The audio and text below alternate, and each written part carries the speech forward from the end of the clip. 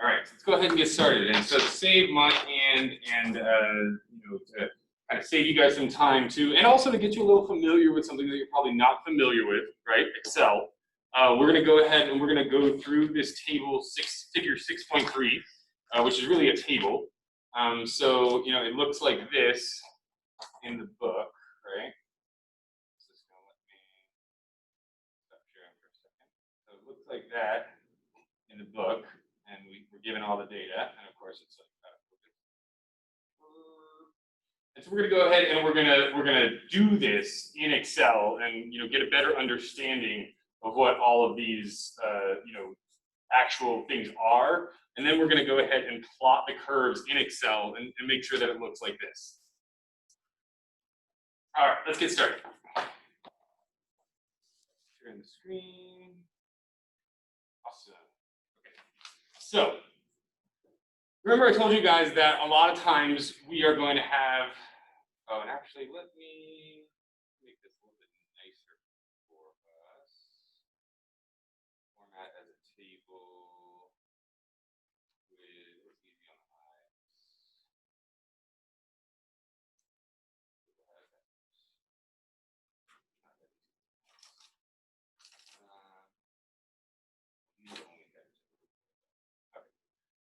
Obviously going to be too much of a pain, so we're just going to power through.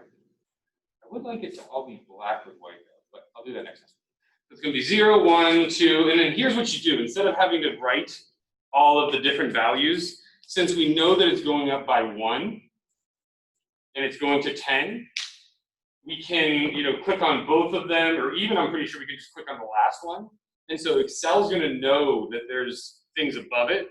It's going to know what they are, and it's going to try to continue that down. Oh, sorry. So if you click on the bottom right, when it makes little crosshairs, right? Oh, no, I was wrong. So you have to click on 1 and then 2, and then it picks up, okay, I'm going to 10. So if I just did the 2, then it's going to give me a whole bunch of 2s, right? So I could go ahead and change it and say fill series. Right, there's some little options that I have here. But again, if you just want to go, the quickest route, right, which is always what I want, is I'm just going to highlight both the 1 and the 2, since that's like telling me the amount of change that my quantity is going up, and I'm going to drag it down until I see that 10 there, and then I've got quantity of 10. All right, cool. So at 0, what do we expect our variable costs to be? What do we think our variable costs are going to be at 0? What's the definition of variable costs?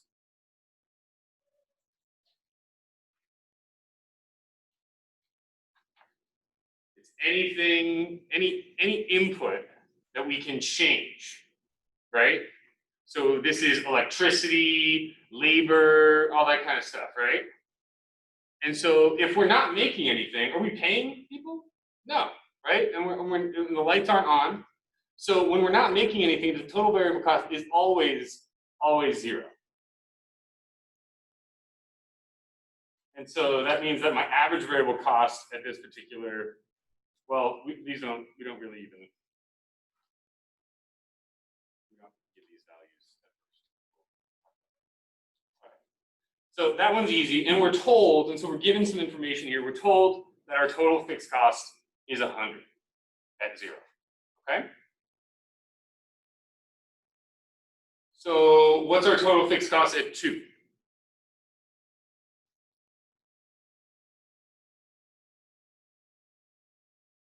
Remember, what are our fixed costs, right? So if my variable costs are those things that change with the different quantities, right? Because it's my wages, it's the frozen yogurt mix that I have to buy to put into the frozen yogurt machine. It's the electricity to run the frozen yogurt store, right? But what about my franchise fees to the Froyo corporate masters, wherever they are, right? That's a fixed cost, right? That's like my rent. I can't just get out of that if sales dry up, right? And so if my fixed cost is 100 at 0, what would my fixed cost be at 1 or at 10? or at 1,000,000? Is it going to be the same? Is it going to be less, or is it going to be more? It'd be exactly the same. Very good. Yes. So by definition, right, this fixed cost does not vary with the quantity. Okay. And again, this one I could have just clicked on one and dragged it and would have populated them all, but I really like to do things a long way. All right. So now we are given some information about the different variable costs, right? So we're told that the variable cost when we produce one good is 90. Variable cost when we produce the second good is 170. Third good, 240, 300, 370, 450, 540, 650, 780, 930. This is all just given to us, right? So again, this is essentially let's highlight some things that are kind of given to us, right? This is one that we would deduce ourselves. The rest of this is all, kind of has to be given to us in one form or the other. But then here's the neat thing is we can figure out the whole rest of the chart, the table, from just that information, right? And some of the more challenging questions that you're going to have on your quizzes, on your exam, are going to be questions where you're given a table and you're asked to fill in the gaps. So we're given the formulas right above here, right? The total cost is nothing more than the summation, right? We're adding up the total fixed cost and the total variable cost. That makes sense, right? Since I split my cost into fixed and variable costs at first, right? And fixed is anything that I can change in the long run, and variable is variable is anything I can change in the short run and the long run, right? Fixed is things I can only change in the long run. So those are all the costs. So by definition, and so we're going to use our Excel here, right? So we could go ahead, we could do this by hand, right? 100 plus that equals 100 plus 90, right? But again, we have Excel. So what we can do is we can press equal sign and we can click on that cell, right? Which is why it's called Excel. It's a terrible pun. And so then we're going to add, so plus, so once we find that cell that we wanted, we're going to add the total variable costs. And then from here, we just go ahead and press enter. And we see that gives me the summation automatically without me having to do it in my head. And then the neat thing about Excel is this formula, right? This is what's called a formula. This will change depending on where I drag this box, right? So I can go ahead and take this and drag it all the way to the bottom and spot check a few of them and say, okay, yeah, that is correct. The total cost at 4 is 400, and I can click on it and it'll highlight the things that it's adding up. Questions on that? This is all very new for a lot of you, right? No? Yes? Okay, good. All right, so then our average fixed cost, right? We're going to take the fixed cost and we're just going to divide that by the quantity. So why do we start with average fixed cost of 1? Why don't we look at the average fixed cost of 0?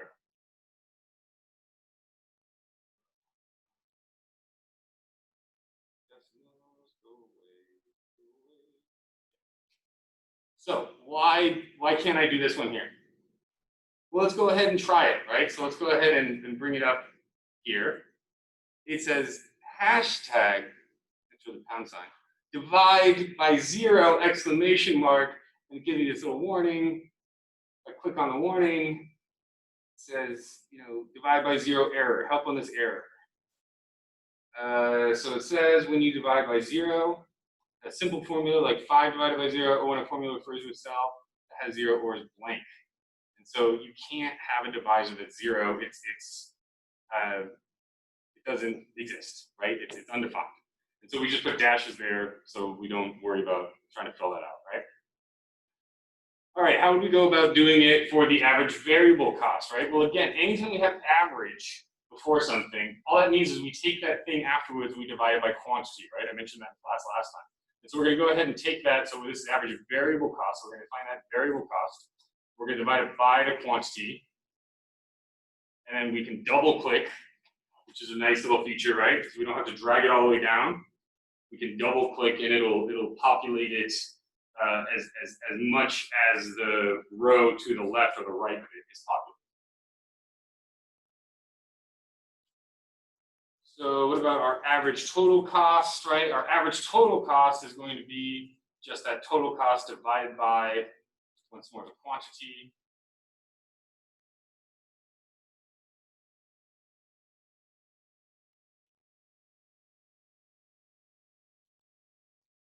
Double click on that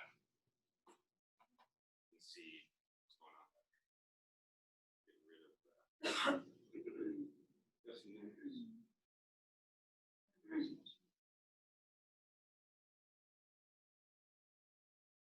So we can see here that our average fixed cost starts rather high and just decreases over time, right? We see here that our average variable cost starts high, decreases, and then increases. We see that our average total cost starts high, decreases to some low point, and goes back up. And last, but most definitely not least, is our marginal cost curve. Our marginal cost curve. So this is our change in the total cost. So this is where it gets a little tricky, right? We're going to go equal sign, open parentheses, my total cost now minus my total cost in the last period, divided by, and again, this is all very clean, right? In terms of it's just going up by 1. That's not often the case. So let's be thorough, and we're going to divide by the change in the quantity, right? So the change in the quantity is this minus this one. Everyone understand how I got that from this marginal cost formula? It's telling me the extra cost of producing one more unit.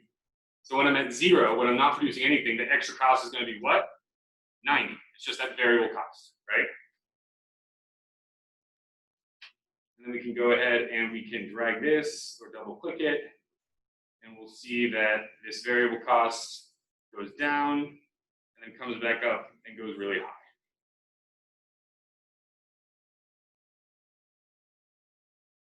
So let's go ahead and graph these guys. So Excel is dumb in that you have to like have everything right next to each other, otherwise it doesn't like it. And we have to like move this stuff down here. We can get a good graph. Why?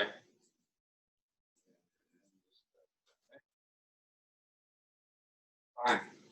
Oh, you want me to break that up? Yeah, that makes sense. All right, and then we highlight all this, and then we say insert. Got a 2D line chart. Oh, and it used the, so we actually don't need the, but here we can leave that out. Since it's going up by 1, we don't need the x-axis there. So insert chart, 2D line chart, and we end up getting a beautiful chart that we want. I think it'd be great if it just started. So this is going to be my average and marginal cost. And so what do we see here? We see that this marginal cost looks like a Nike swoosh. The marginal cost goes down and then comes back up.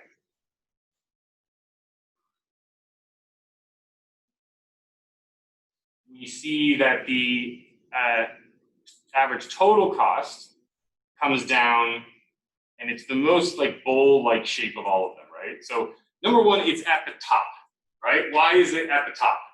Well, because, I mean, we can look at the numbers right here, right? The average total cost is equal to the average fixed cost, 50, plus the average variable cost, 85. At quantity 3, the average variable cost is 85. 50 plus 85 is 135. And so the other neat thing that we can see is, you see how there is the space between the x-axis and the average fixed cost is getting smaller and smaller and smaller because the average fixed cost is getting smaller and smaller and smaller. What does that mean when the average fixed cost is getting smaller and smaller and smaller? It means that my average variable cost, the orange line, is getting closer and closer and closer to my average total cost, right? And so that distance, and this is just a simple identity, right? The distance between the average variable cost and the average total cost is that average fixed cost. So you can kind of tie it all together and look at, how this is decreasing, and the gap between this and the x-axis is very small over here, and the gap between the average total cost and the average variable cost is very small right there as well. Questions on that?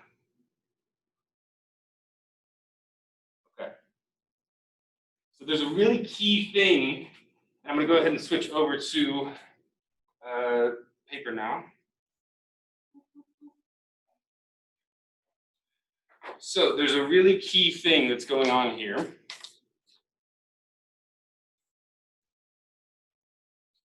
Let's say that we're going back to that example of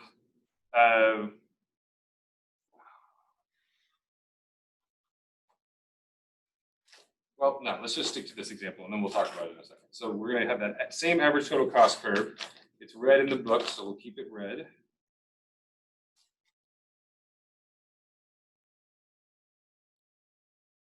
I'll label stuff.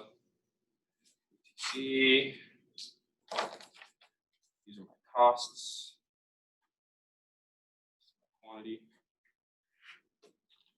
And then I've got I'm going to leave the average variable cost and the average fixed cost out, because what I'm really concerned with and what I want to talk to you guys about is I want to talk to you guys about this Nike swoosh,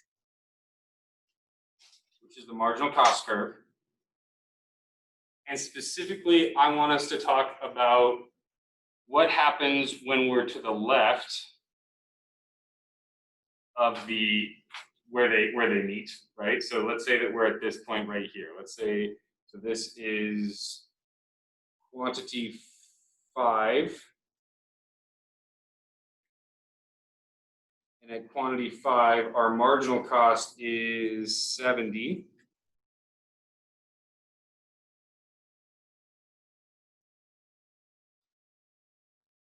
And our average total cost is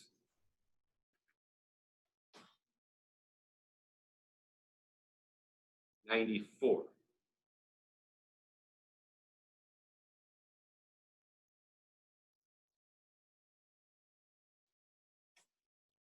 What happens when I go and produce that 6th unit? What happens to my marginal cost?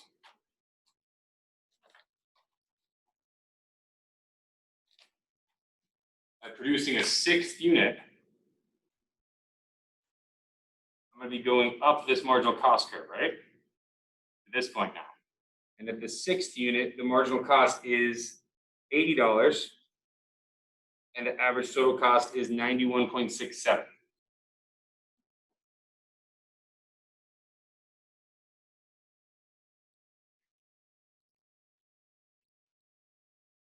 is 91.67. So what has happened? What has happened? Well, we increased the production. The marginal cost was lower than the average total cost. So the new average total cost is lower. So when we're to the left,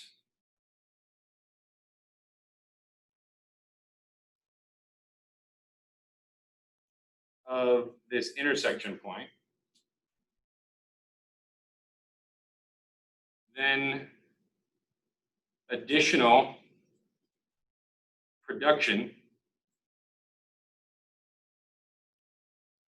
will lower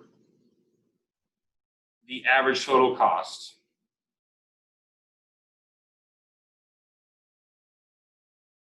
And so the way to think about this is, you know,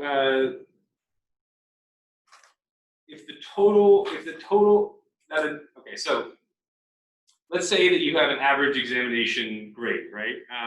And the next time you score, you get a lower grade. What's going to happen to your average? It's going to go down, right? So if you had, let's say that you had 3 exams and your average was 80, and then all of a sudden you got a 60, right? Your marginal score would be that 60, and the new average score would be what? Less than or greater than 80. It'd be less than 80, right? So that's what's going on here. When the marginal cost curve is below the average total cost curve, it's bringing the average total cost down. Now let's talk about what happens when the marginal cost curve is above the average total cost curve, right? So over here, so let's go, so 7 is where it meets, spoiler. Actually, it's not 7, it's like 6 point something. So that's fun. But let's talk about 8, just because it's a little clearer. So at 8, our marginal cost is 110.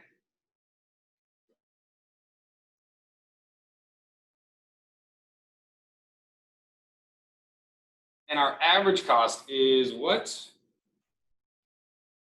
93.75.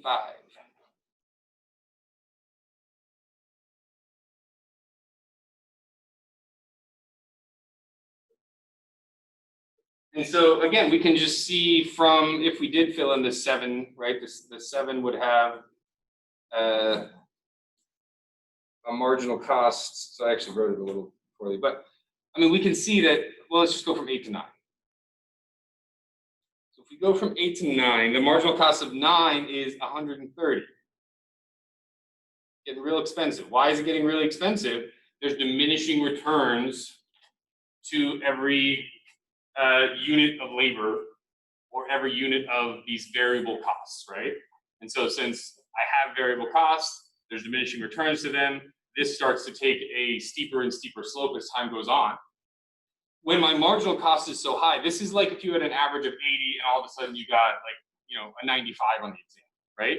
What's your new test average going to be? Your new test average is going to be higher than it was before, right? So it was 93.75 before, and now it's, you know, 97.78.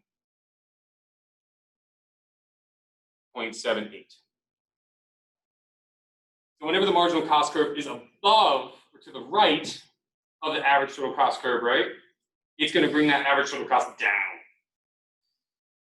And so what does this mean? Well, this means that the marginal cost curve always crosses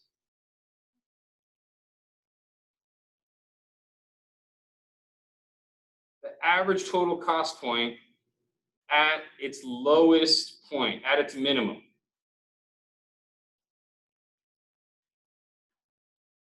Why is that important? Well, there's a couple reasons, but I mean, just generally, right? There's 2 ways to maximize profits, right? What are profits? Profits is the difference between how much I sold, my price times my quantity, right? My total revenue, minus my total cost, right? The quantity times my average total cost.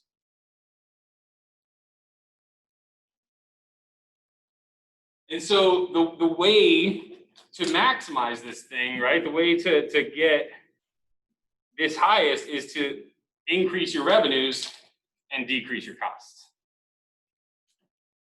So knowing that that marginal cost curve always runs right through the bottom, the minimum value of that average total cost curve is going to actually be very useful here.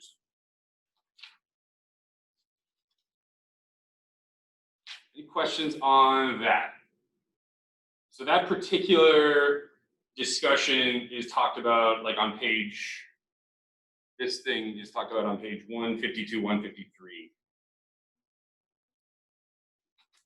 If you want a different presentation of it.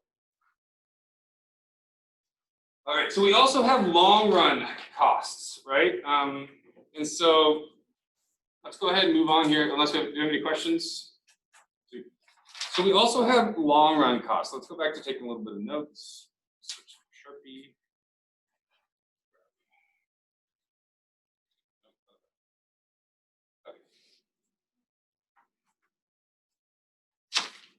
In the long run, all production costs are variable.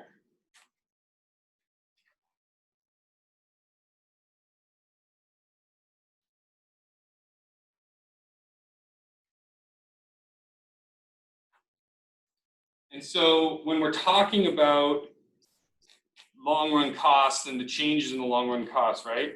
Essentially, so long run cost changes reflect what? Reflect changes in plant sizes or industry size. Really just plant sizes. Changes reflect changes in plant size.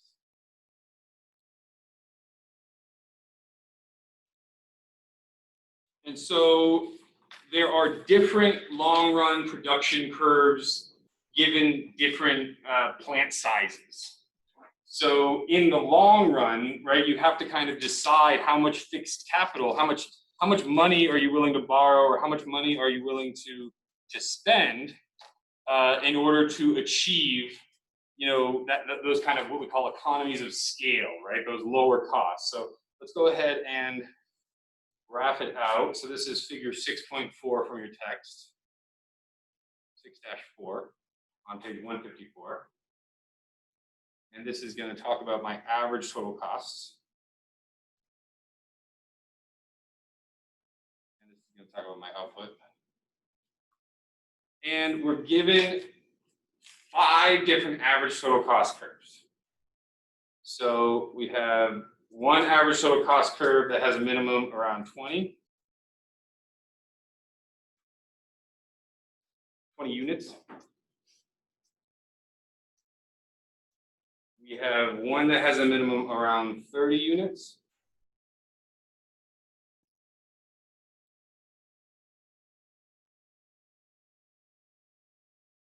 We have one that's going to have a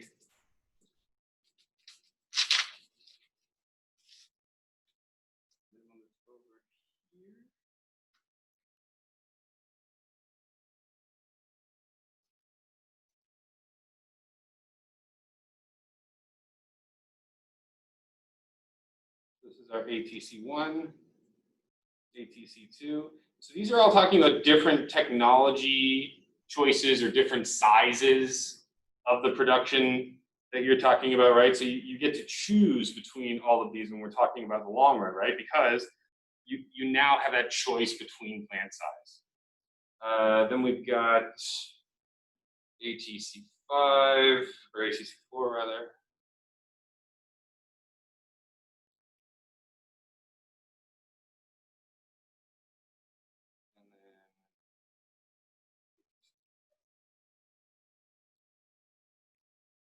And so what happens is the long run average cost curve ends up being the parts of this that are lowest.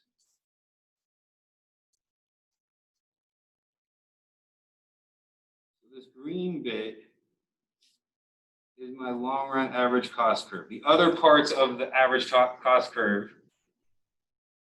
are not important. So this is my long run average total cost curve.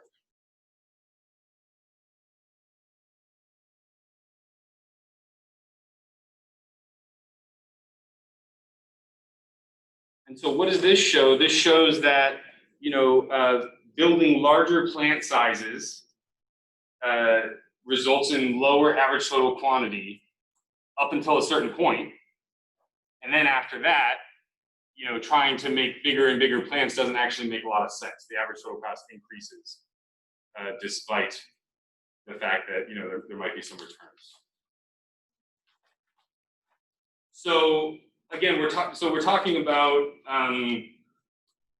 why would they do this, right? Why would they upgrade to different plant sizes and things like that, right? Well, essentially, to talk about that, we want to talk about economies and diseconomies of scale. So this is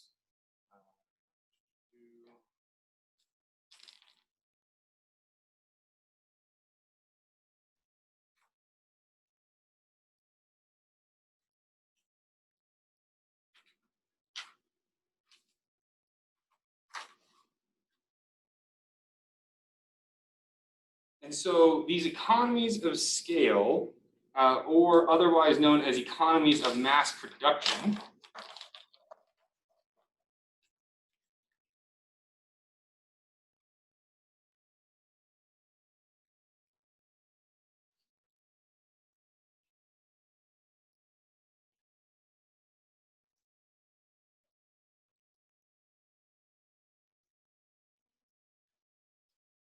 these explain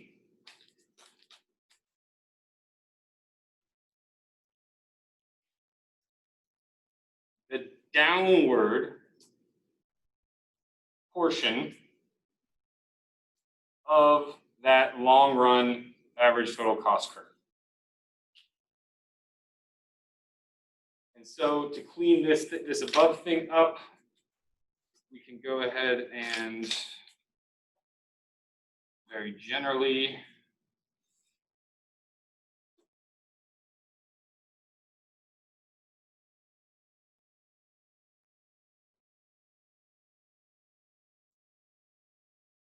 big old boat.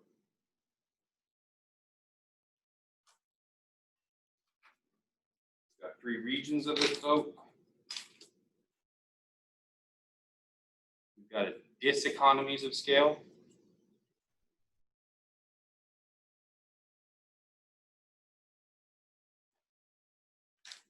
We've got a constant return to scale.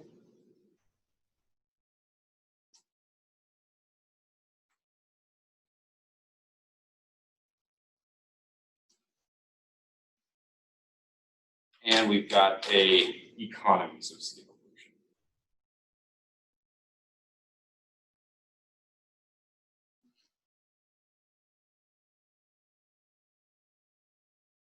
Like economies of scale.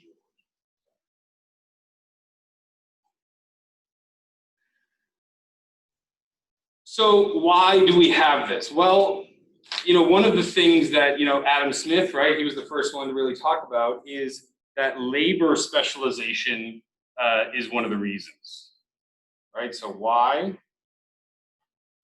So A, we've got labor, and so it was just labor specialization back in the day of Adam Smith, right? The founding of the United States, 1776. We talked about the pin factory, right? Now, you have all these people in the pin factory, they're each doing one thing, and together they can make way more pins than all of them could independently, right? But also, what else happened in the early 20th century? There's a guy named Frederick Taylor, and he came up with this new management technique, and another guy named Henry Ford picked it up and ended up, mass producing the world's first and most successful automobile, right? So managerial, that was a big part of the success of Ford, right? Was the managerial specialization.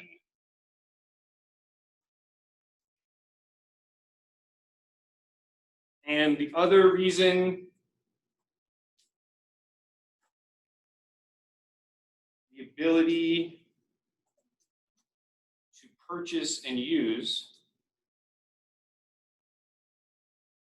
more efficient capital goods.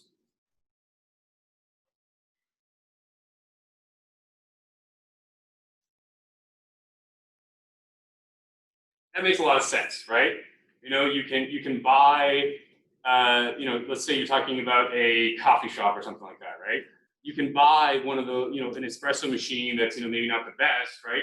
But it might need a lot of service, or you might not have as many things that you can use for it, or it might not, the steamer might go out or whatever, right?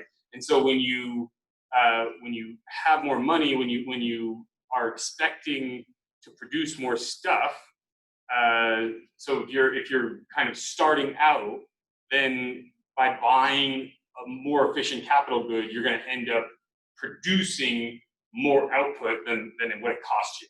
That's what this economies of scale is really telling us. It's telling us you're putting in output, and it's going to come out like twice as much or 3 times as much in terms of you're putting in the input, and it's going to come out 2 or 3 times as much as it did before. So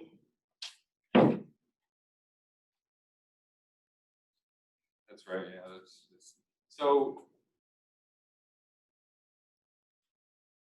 the application that the book has of this, which is not the best, but it's kind of an interesting example here, right? And so this is talking about so a Versen stamping machine.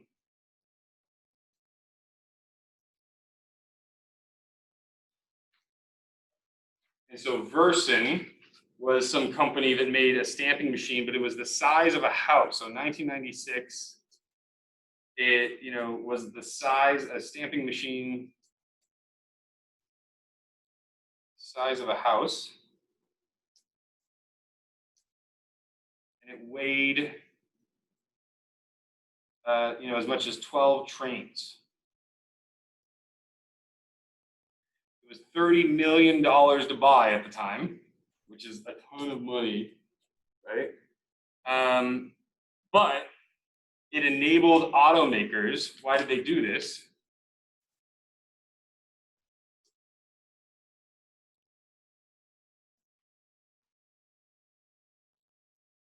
To produce in 5 minutes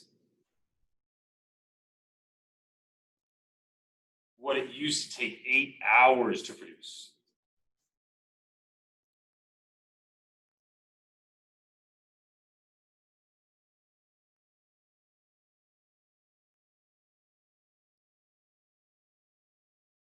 But in order to justify how much it was, right, you had to have large outputs, right, to justify,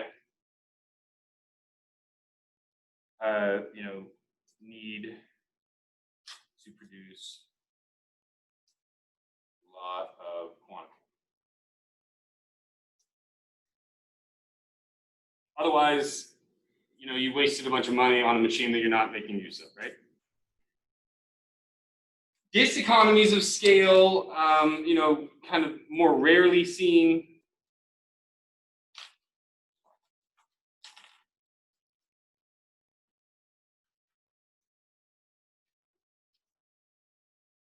So, the firm might become too large.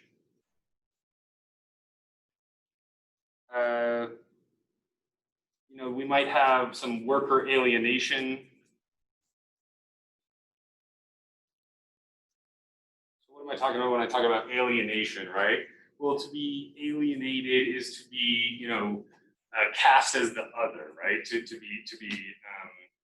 And so this worker alienation is, it's a removal, right? You feel as if you're not a part of the business. You don't have very much creative input into the business, right? You're just a cog in this machine, and all of a sudden your productivity drops, right? We've got, it could be distant management.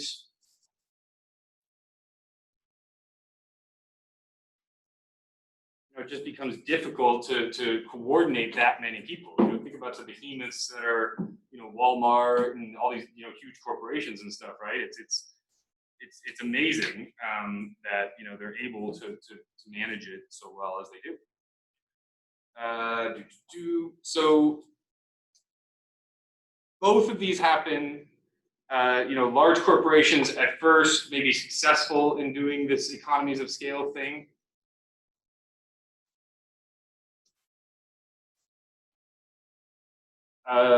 Just this is an interesting point the book makes, right? One of the ways to keep diseconomies of scale from happening?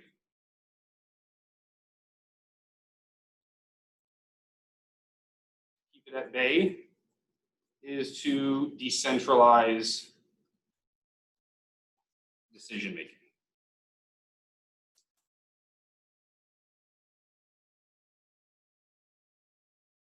How you do this, you utilize smaller production units.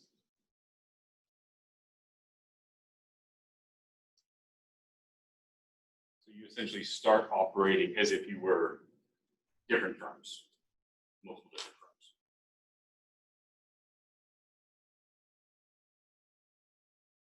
So,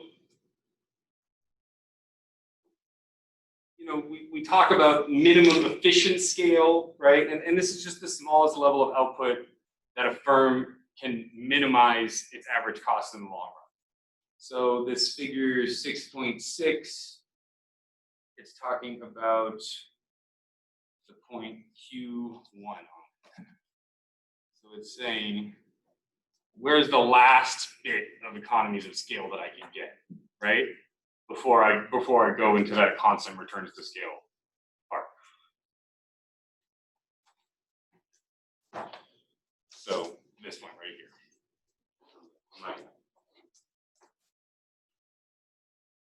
So, you know, the firms in some industries realize this at a small size, right? Apparel, food processing, furniture, snowboards, small appliance industries, right? But other ones, they take full advantage of these economies of scale. They have to have these large facilities to spread costs over a bunch of output.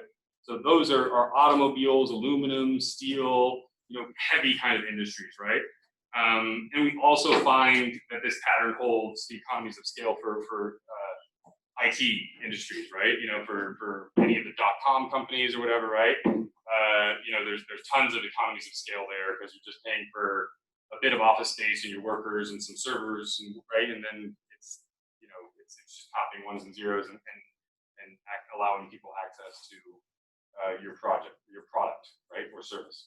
All right, let's go ahead and take a break. Back to the fun stuff. So we're pretty much done with talking about the long run and all this other kind of stuff, right?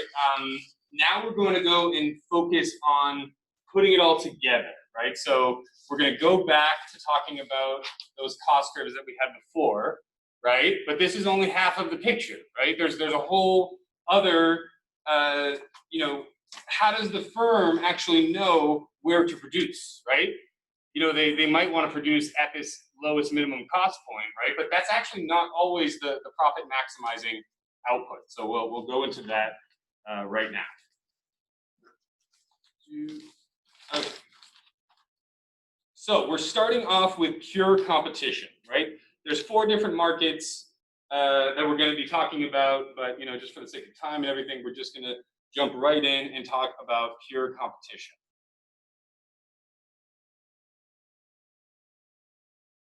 So this is, you know, the simplest model. You know, this is what we usually talk about. We'll talk about like corn or just like wheat, any kind of like basic commodity that, you know, is pretty uniform, right? And so the characteristics of it,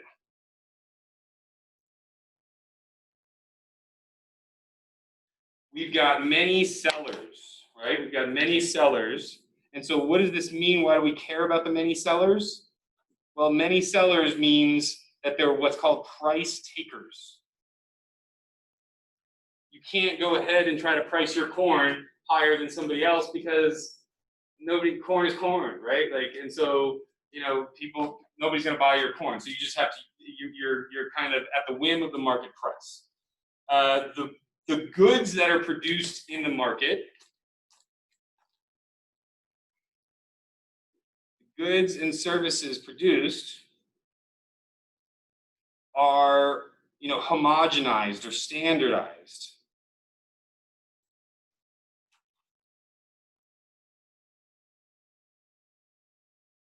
Okay, so what does this mean? This means that each seller's product is identical to its competitors.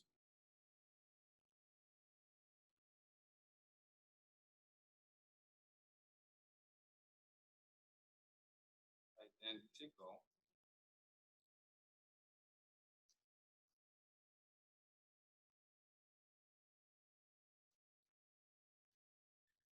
A very key point here, we've got freedom of entry and exit.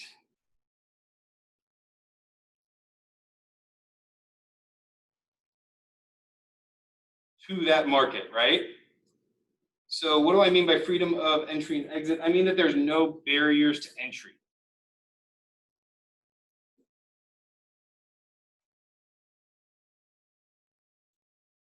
There's no obstacles.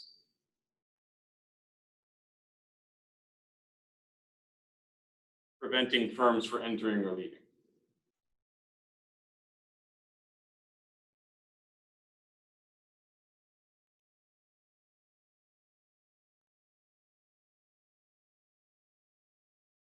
So pure competition is rare in the real world.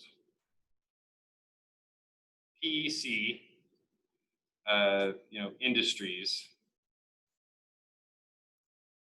are rare, but the model is important.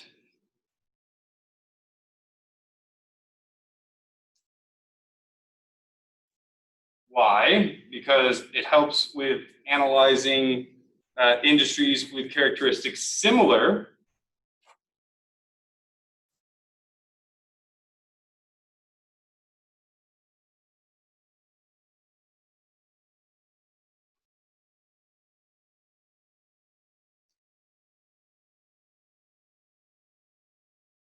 characteristics.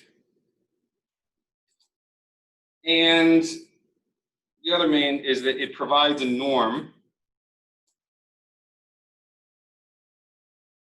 or standard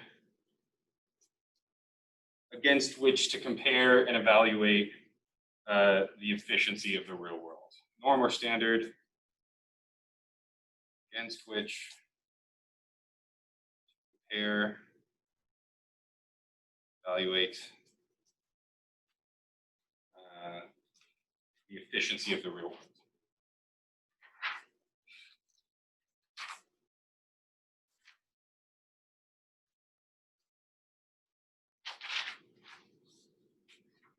I don't think it's that important, but you can hear that. It's important. It's like learning limits for calculus. It's important because it helps us understand kind of market behaviors and why firms do the things that they do. So it's relatively important. So when we're talking about analyzing pure competition, we've got 4 major objectives.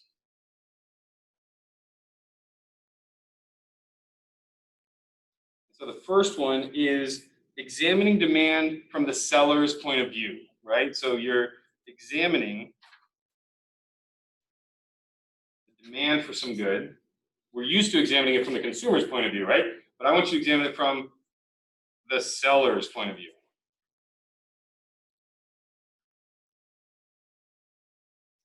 To see how a competitive producer responds to a market price.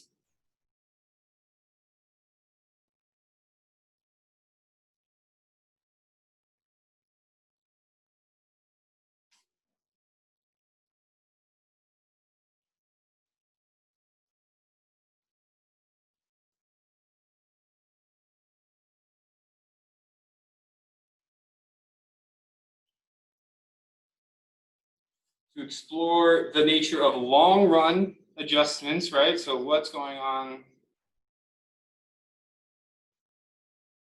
in the long run for the industry.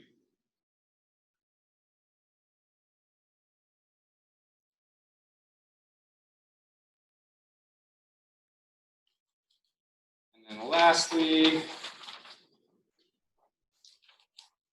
what's economics all about? Evaluating efficiency, whether it's productive or allocated, right? So to evaluate the productive efficiency.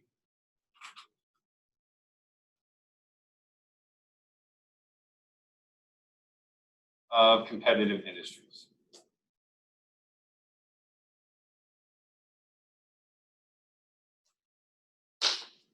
All right, so profit maximization in the short run.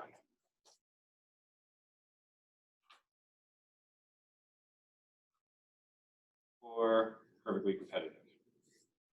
Remember, pi is just profit. So we have really three questions, right? Three questions. One, how much should the firm produce?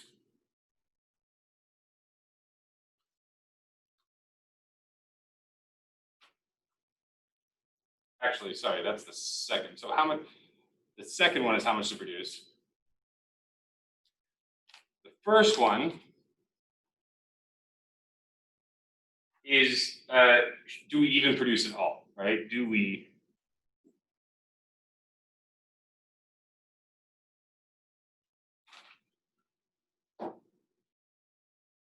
And the second one is how much we produce.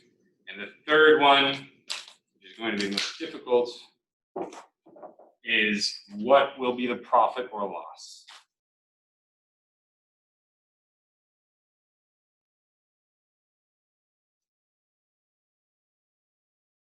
Right? Because it's not always going to be a profit. There's going to be plenty of times where the firm is running a loss.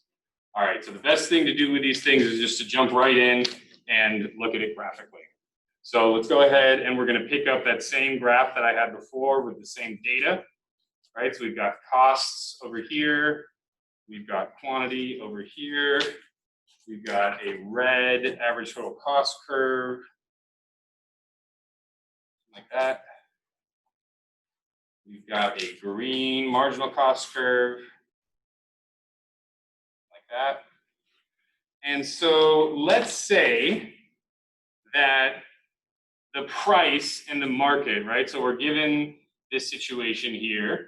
And let's say that we're told that the price in the market is $130. Well, from before, we know that $130 is way up here, right? So it's going to be way above at the top here. So how do we reflect that?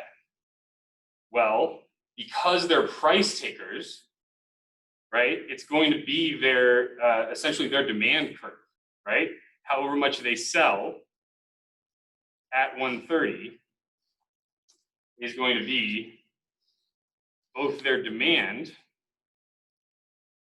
and their marginal revenue, right? So it's not only how much are the people, willing to pay for the good, right? The market price, so it's the demand, but it's also the marginal revenue because it's the additional price that I would get if I sold one more good. So let's go ahead and go to a little bit less of a crowded graph. It's the same thing going on here. Demand equals marginal revenue. So here's a really important moment of the class. I'm supposed to do something like snap 3 times or something before, right? A lot of economics is trying to find the amount to produce that gets me the most profit, right? So essentially, what's wrapped up in all these questions is, okay, if we want to produce, how much do we produce to get the most profit? So the place where we produce to get the most profit is where the marginal revenue crosses the marginal cost. I'll explain why in a second. So we have this condition here that says that our Q star, our profit maximizing Q, is where our marginal revenue is greater than or equal to our marginal cost. Why did I say greater than equal to instead of just equal to? Well, sometimes we have what are called discrete units, right? You can't sell half a sandwich or half a car. And so, answering me 4.5 cars doesn't make a lot of sense, right? So you would just say 4 cars. So what am I talking about here, right? Why do we want to produce right here? Well, let's take a gander at what if we produced somewhere else, right? So what if instead we decided that we were going to produce, just a little bit less, right? Like right here. Well, don't even bother looking at the average total costs, right? Just look at the marginal revenue and the marginal costs. What's happening here? What if you were to increase your production from this Q1 by 1 unit, right? So then it becomes Q1 plus 1. What's that going to do? What's that extra unit going to do? It's going to give you 130 bucks of marginal revenue, and you're going to pay, something like $110 in terms of the cost for that particular good, right? So it's going to cost me $110 to produce that extra good, but I'm going to get $130, right? So of course I'm going to continue to produce more and more goods, right? Otherwise I'm leaving cash on the table. Otherwise I'm leaving transactions on the table that I would be making a profit on. And remember that when we're talking about profit, we're not just talking about accounting profit. We're not just talking about, you made $10 that month or something, right? We're talking about you made over what you would have made if you had been working during that time, right? So you made your opportunity costs up as well. Not only your explicit costs, which are represented by the average total cost curve, but also your implicit costs as well. Okay, so what's going to happen here? We're going to go ahead and we're going to increase our production until we get to this point, right? Where the marginal revenue is equal to the marginal cost. What if we tried to push it? What if we produced over here, right? What if we produced at the unit Q star plus 1? What would that do? Well, our marginal cost of producing that would be something like 140 bucks. And our marginal revenue, we know it stays the same. It doesn't change. We're price takers. It's uniform goods. We get 130 bucks. Why am I going to produce more to lose money? I'm not going to. So I'm always going to produce. So if I happen to produce over there, I'm going to decrease my production until I get to that point where the marginal revenue is equal to the marginal cost. Just because it makes the most sense, right? If I'm, from the perspective of the seller. So one more thing, and then I'll let you guys go.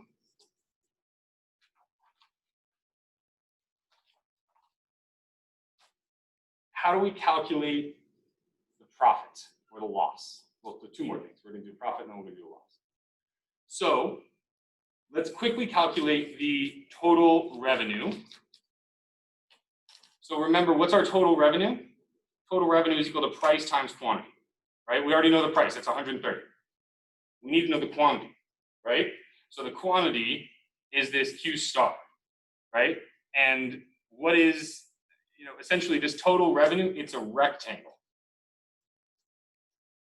So it's the area of this whole rectangle here.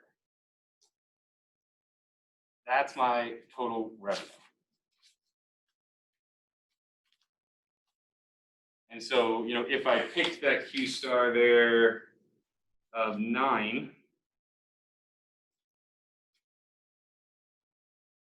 then the area of this, or the total revenue, is going to be 130 times 9, which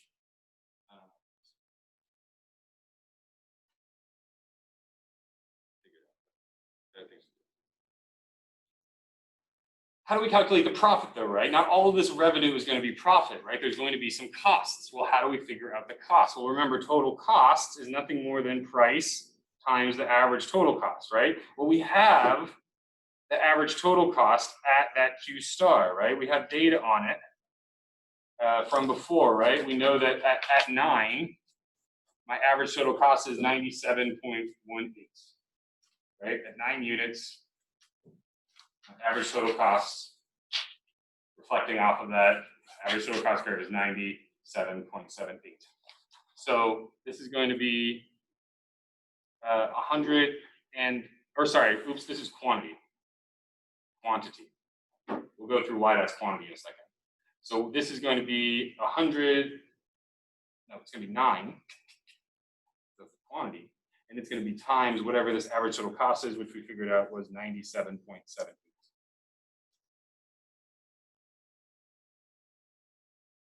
And so that is going to be my total cost.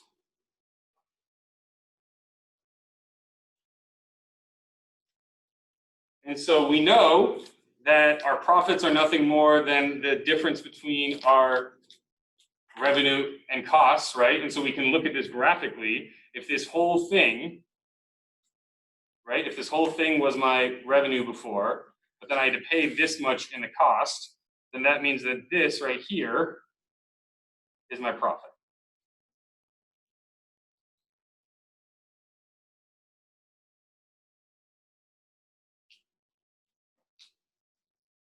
And so to calculate that, we can just subtract the total cost from the total revenue if we like.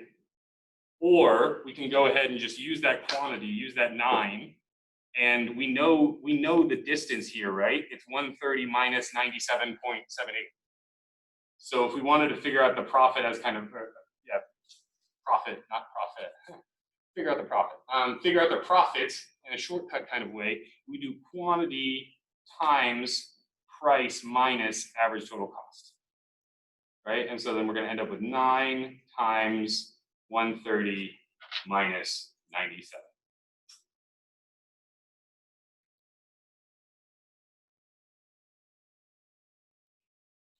So just really, I'll let you guys finish, and then really quickly, we'll talk about what a loss would look like. I'll start the graph off.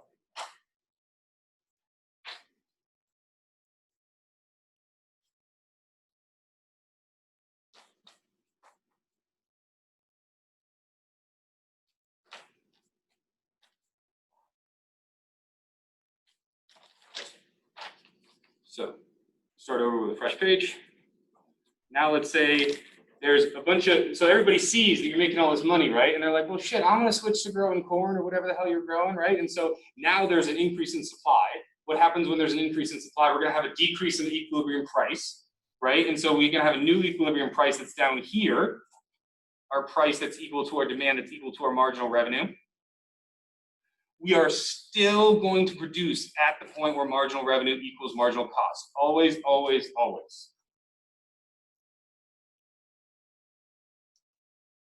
And then instead of going down to the average total cost, right?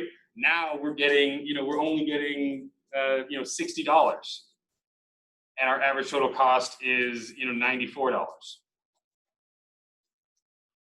And so now we see that our total revenue is this bit.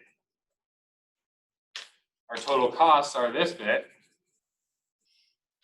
And that means that the profit is the bit that's left, or sorry, the loss. I'm going to stick myself different color. The loss is going to be equal to whatever that Q star is. So let's just say 4.